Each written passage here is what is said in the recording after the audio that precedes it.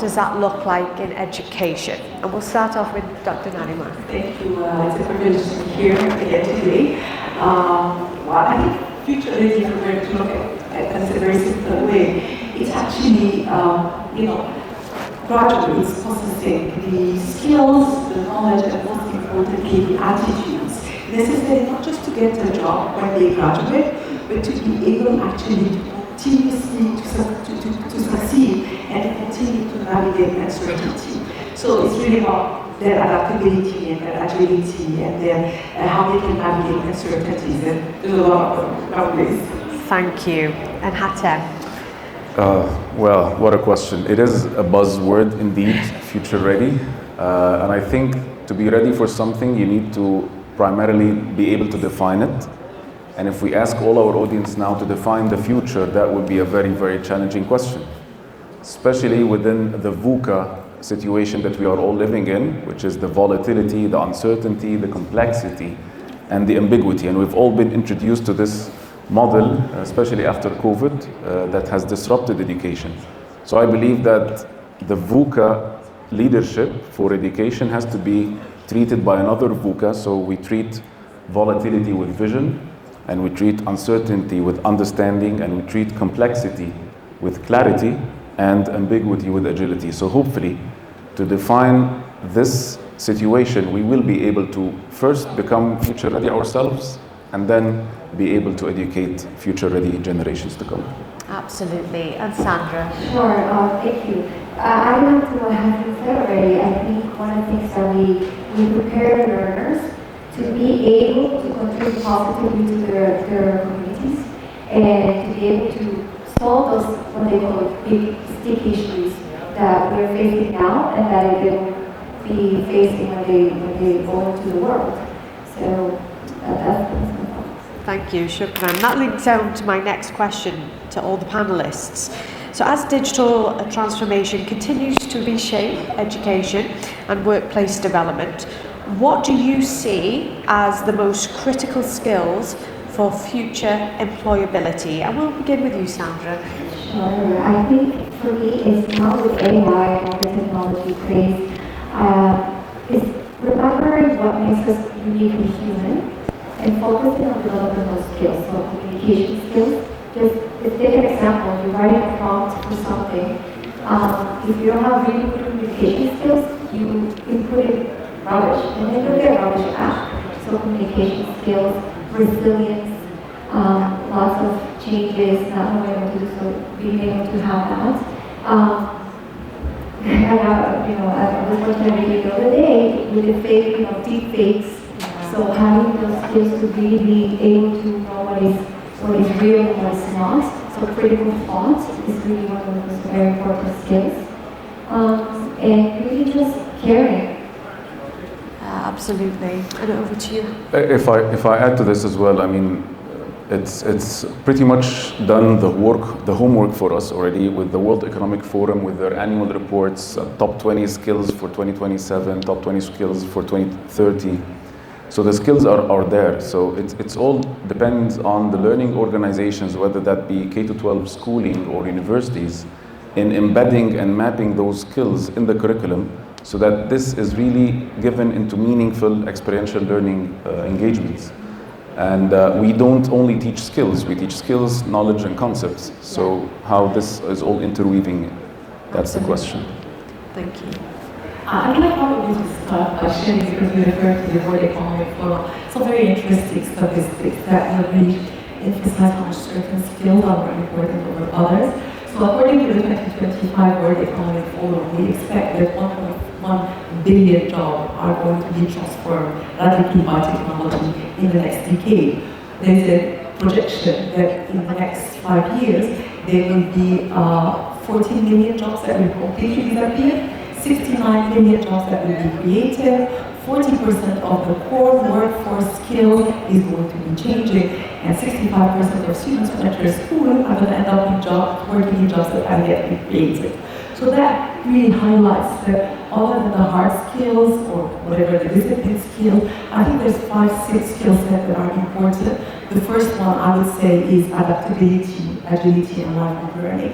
How do we instill this in our students? as organizations of learning. How do you build them metacognitive skills? How do you develop their sense of agency so that they can become lifelong learners? The second skill, this is something everybody will think about, technology literacy. And again, it's no longer about knowing how to use an AI tool or how to use the latest technology, but it's really about how to understand the thinking behind this technology, how students understand how algorithm works and how data are analyzed, and about cybersecurity. The third set of skills, as my colleague has said, is really what we call the cognitive and critical thinking skills. And as automation continues to take its way, it is going to be very important for our graduates to possess the problem solving, critical analytical thinking, creativity skills that it was, from The fourth skill set I will look at is also what my colleague had mentioned, the social aspect of it, the collaboration, the teamwork, the emotional intelligence, the things that you will need in also working not just in the traditional workforce, but in virtual, we see more virtual hybrid environments now. And then the last one I think is getting momentum is what we call ethics and global citizenship. I think that's something important that as institutions of learning we have to groom in our students. Excellent, thank you. And as a panel, you're clearly in alignment and agreement, so no arguments happening over here, which is great. So following on from that question, and Sandra and Nariman, you come from different backgrounds in terms of the educational context. So how should education institutions adapt their curricula and learning models to prepare learners for this evolving landscape? And we start with Sandra. Sure, thank you so much. So I think before K-12 schools adapt their curriculum has to come from policy level, so that the policy makers work with K-12 schools, universities, and industry to close the gaps between when a student transitions, because important transitions, there's gaps.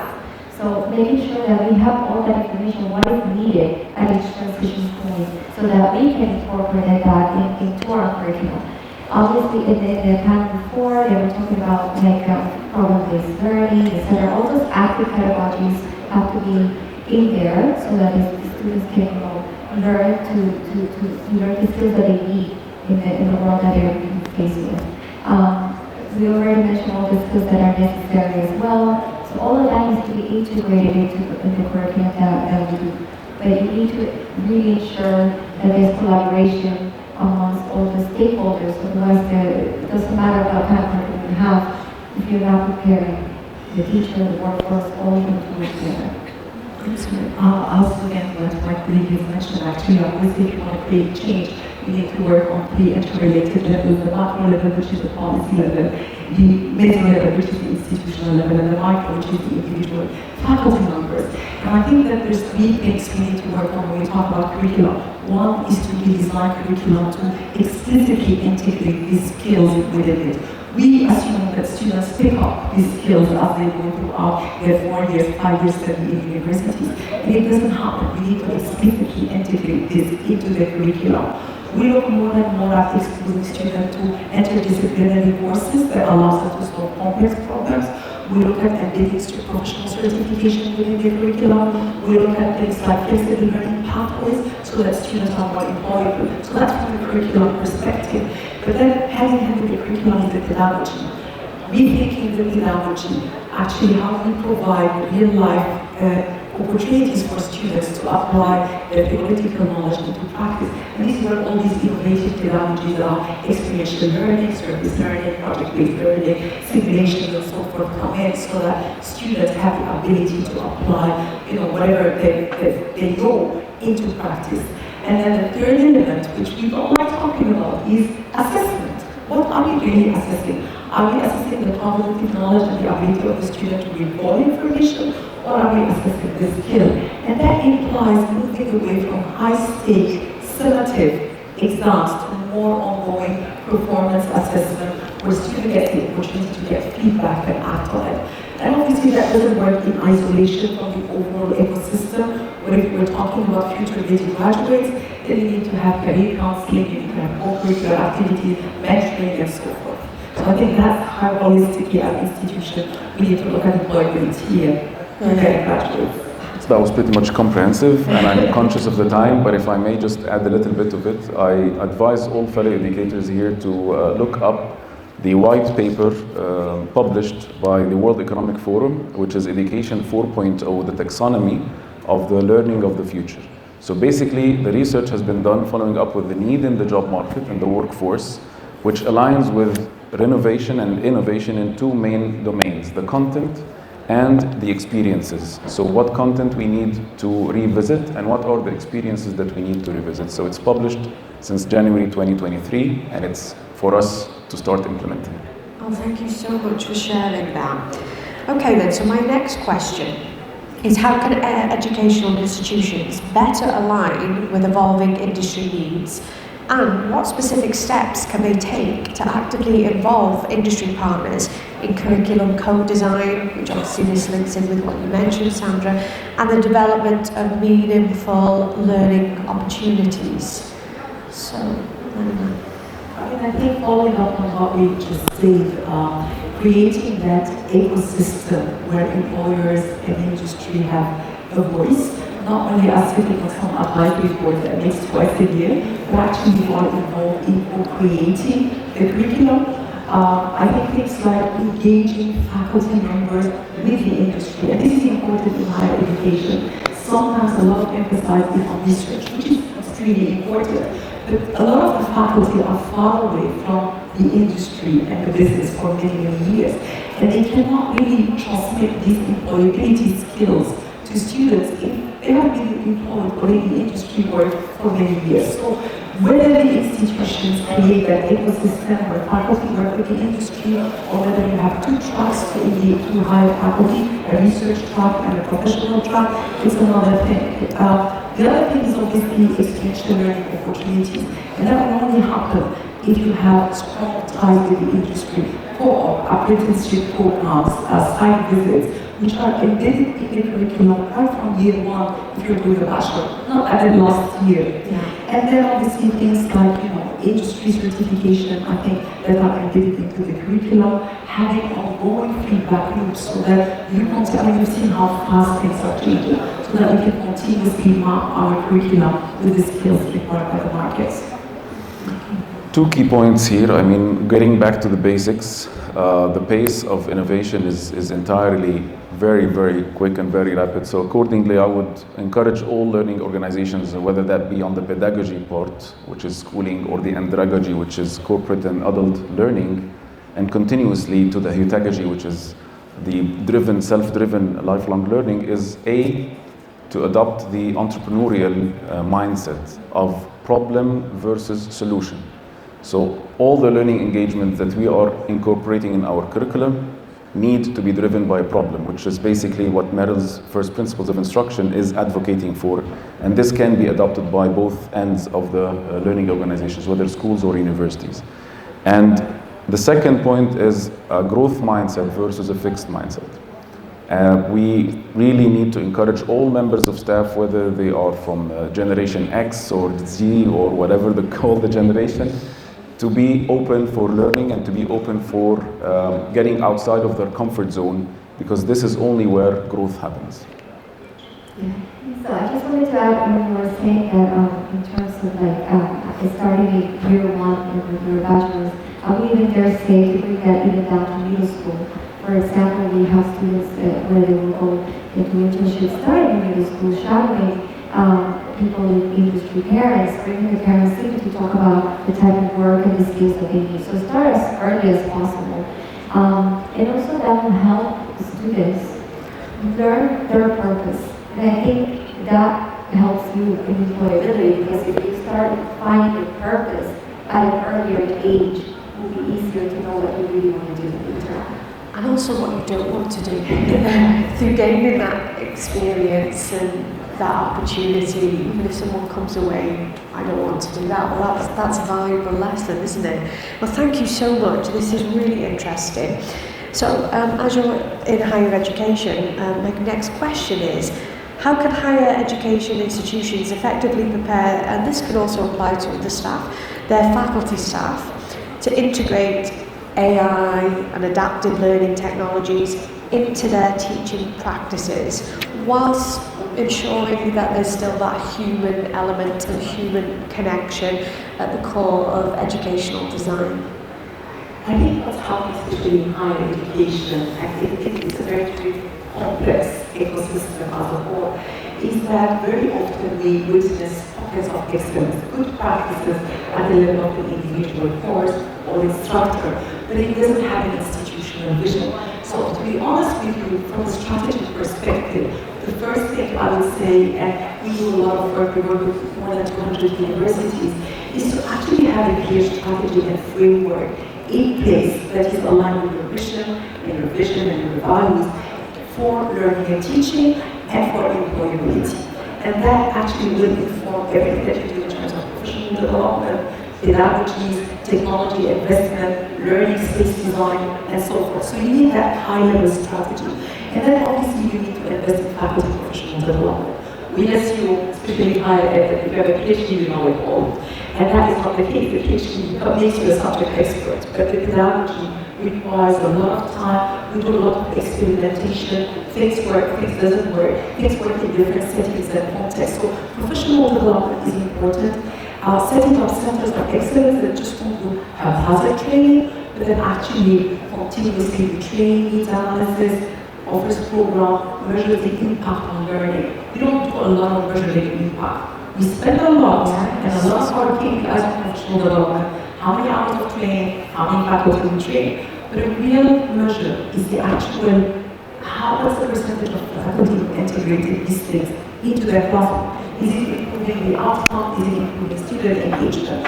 And then we need incentives. Again, because we incentivize everything related to research, it has downgraded the value of teaching and learning. We get promoted on the basis of research, we get salary increments on the basis of research, we get promoted on the basis of research. And then obviously, we need that ecosystem in the industry so that faculty can even engage in research that is related to the industry. And then at the end, we need the enabling policies and the infrastructure if you want to use technology. Excellent. Is there anything you'd like to add about professional development? Absolutely. I just want to echo what Nariman was saying in terms of employability depending on capability rather than credentials. So basically, certificate age has gone by, and we really want to focus on what the teachers need to equip themselves with tools, whether that be in schools, again, to universities. Let me share some stats here, some numbers, because to give some context, 45% of teachers in 94 countries reported not being consulted about the new technologies to work with. Only 1/4 of education systems have legislations to ensure teacher training in technology. Only 43% of teachers feel prepared to use technology even after training. And last but not least, 49% of countries haven't set ICT standards for teachers. And that's according to GEM report of UNESCO in 2023. This is alarming because this, again, from a problem-solution-based mindset, we know where the problem is. So in terms of all the training programs that are out there to equip the teachers, they need to be refocused. Whereas today we heard in the HCI that there is a pure program about AI for staff members, the public education, so that they can start reskilling and upskilling their capabilities to be able to meet where the learners are. Otherwise, AI will not replace the teachers, but it will replace the staff who are not using AI as a TA or as an assistant. So again, it's always ever changing. There is an interesting prospect of Education 1.0 leading to Education 4.0, which is currently the future prospect of the World Economic Forum. So what happened with Education 1.0? It was the sage on the stage. So the teacher, it was lecturing proposition, so accordingly anything that the teacher will say, the student will passively receive. Education 2.0 changed a little bit. There was an obsession with assessment, so it was teach to assess. Education 3.0, where we are currently at the moment, is student-centered, is inquiry-based, is experiential. But then Education 4.0, what would that be? How would it look like after the disruption that happened? So all these are questions to answer. A lot to think about there. Is there anything you'd like to add, Sandra? Just as a standpoint of an educational leader, I believe that because there's so much technology and what you train your teacher on, which tool, like you were saying, that they're not being asked, I think it's more important to actually look and work with tech companies to see the actual things, to produce tools that help the teachers learn the process of how these will actually help the students, but impactful technology. So we're not just filling our classrooms space for things that actually don't make a difference, but things that are impactful, transforming. It just needs to be the partnership with the schools and the companies developing these products. Thank you. And if I may add to this as well, on the word impact, echoing this, there are 5 levels of any training. So you have the reaction level. Okay, we took that training, we liked it, thumbs up, that's it.